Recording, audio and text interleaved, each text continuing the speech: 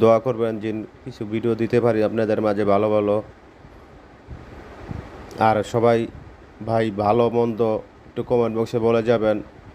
আপনাদের কমেন্ট ধরে আমরা একটু চেষ্টা করব ভালো ভালো ভিডিও দেওয়ার জন্য। সবাই ভিডিওটা উপভোগ করুন। আল্লাহ হাফেজ।